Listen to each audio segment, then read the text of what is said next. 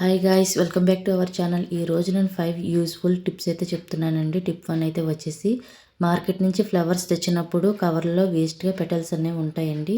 ఇవి వేస్ట్గా పాడేయకుండా ఉండాలంటే కనుక ఇలా అందంగా డెకర్ చేయండి టోటాయిస్ తోటి, మరింత అందంగా ఉంటుంది. సెకండ్ టిప్ అయితే వచ్చేసి, పాల్లో పెరుగు తోడు వేసినప్పుడు పెరుగు గట్టిగా తోడుకోవాలంటే టిప్ డెఫినెట్గా ట్రై చేయండి. నేను 1.5 లీటర్ పాలు తీసుకున్నానండి. దాంట్లో 2 టేబుల్ స్పూన్ పెరుగు అయితే వేసుకుని బాగా మిక్స్ చేసుకోవాలి. చాలామంది పెరుగు వేసుకొని అలా వదిలేసి మూత పెట్టేస్తారు. కానీ ఇలా స్పూన్తో బాగా మిక్స్ చేసిన తర్వాత దాంట్లో ఒక ఎండుమిర్చి అనేది యాడ్ చేయండి. ఎండుమిర్చి యాడ్ చేయడం వల్ల ఏంటంటే మంచి టేస్టీగా ఉంటుంది పెరుగు కూడాని. అలాగే వాటర్లా కాకుండా గట్టిగా తోడుకుంటుంది. నేను పెరుగు తోడుకున్న తర్వాత చూపిస్తున్నానండి. పెరుగు అనేది చూసారా ఎంత గట్టిగా తోడుకుందో. ఇలా క్రీమీగా గట్టిగా తోడుకోవాలి. మంచి టేస్ట్తో ఉండాలంటే ట్రిప్ వర్కౌట్ అవుతుందండి. థర్డ్ టిప్ అయితే వచ్చేసి, మన ఇంట్లో బొద్దింకలు పోవాలంటే కనుక ముందుగా వేస్ట్గా ఉన్న ఒక ప్లాస్టిక్ డబ్బా అయితే తీసుకోండి. దానికి హోల్స్ అయితే పెట్టుకున్నాను మూతకైతేనే.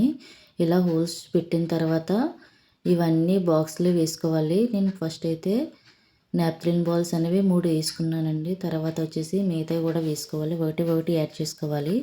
ఇప్పుడు 2 టేబుల్ స్పూన్ కారం వేసుకోవాలి. కారం ఎందుకంటే కనుక ఘాటుకు అనేవి బొద్దింకలు కిచెన్లో కానీ బెడ్రూమ్లో కానీ ఉండవండి ఆ కారం ఘాటుకి.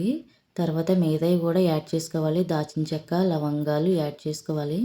అన్నీ ఒకేసారి కాకుండా నేను చూపించిన దానిలాగా ఒకటి స్టెప్ బై స్టెప్ యాడ్ చేసుకోవడం వల్ల అన్ని ఫ్లేవర్స్ అనేవి ఉంటాయండి. బొద్దింకలకి ఘాటు అనేవి నచ్చవండి. అందుకే దీన్ని ఏదైనా కార్నర్లో పెట్టుకోవాలి. మన రూమ్లో ఎక్కడ ఉంటే అక్కడ పెట్టుకోవాలని నేనైతే కిచెన్లో పెట్టుకున్నాను. మాకు కిచెన్లో ఎక్కువగా ఉంటాయి. ఫోర్త్ టిప్ అయితే వచ్చేసి, ఇలా స్విచ్చెస్ చూసారు కదా మావి ఎంత డస్ట్ పట్టేసి ఉన్నాయో. ఇవి క్లీన్ చేయాలంటే చాలా కష్టం అయిపోతుందంటే చాలామందికి. నేనైతే సింపుల్గా నెయిల్ రిమూవర్ తోటి ఇలా క్లీన్ చేస్తాను. ఇలా నెయిల్ రిమూవర్, కాటన్ క్లాత్ కానీ లేదంటే దూది కానీ తీసుకొని స్విచ్చెస్ అనేవి బాగా క్లీన్ చేసుకోవాలి. నేను చూపించినట్టు క్లీన్ చేయండి. ఇలా ఫస్ట్ కార్నర్స్లో క్లీన్ చేసుకున్న తర్వాత స్విచ్చెస్ దగ్గర కానీ మధ్యలో కానీ గ్యాప్ ఎక్కడైతే ఉంటుందో అక్కడ క్లీన్ చేసుకోవాలి. దీనివల్ల ఏంటంటే కరెంట్ అనేది ఎలాగ పాస్ అవ్వదు. నెక్స్ట్ వచ్చేసి బేగా రిమూవ్ అనేది అయిపోతుంది. ఎక్కువ ప్రెస్ చేయాల్సిన అవసరం ఉండదండి. జస్ట్ ఇలా ట్యాప్ చేసి ఇలా టచ్ చేసి మళ్ళీ అన్నీ తీసినా సరే వెంటనే నెయిల్ రిమూవర్కి డస్ట్ అనేది పోతుందండి. చూసారు కదా నేను ఎక్కువగా రఫ్ చేయట్లేదు, జస్ట్ లైట్గా చేస్తున్నాను అంతే. ఈ టిప్ అనేది చాలా బాగా వర్కౌట్ అవుతుందండి. ఒకసారి ట్రై చేయండి. ఇలా చాలా సింపుల్గా నెయిల్ రిమూవర్ తోటి స్విచ్చెస్ అనేవి అన్నీ కూడా క్లీన్ చేయొచ్చు. మన బెడ్రూమ్లో ఎన్ని ఉంటాయి అన్నీ మన ఇంట్లోని. నేను ముందు కూడా పిక్చర్ యాడ్ చేసి చూపిస్తున్నాను చూడండి. ముందు ఇలా ఉండేది, నెక్స్ట్ క్లీన్ చేసిన తర్వాత కూడా ఎలా ఉంటుందో మీరు చూడండి. చూసారు కదండి ఎంత డస్ట్ అనేది వచ్చిందో దూదికి. ఇప్పుడు చూసారు కదండి ఎంత నీట్గా ఉన్నదో.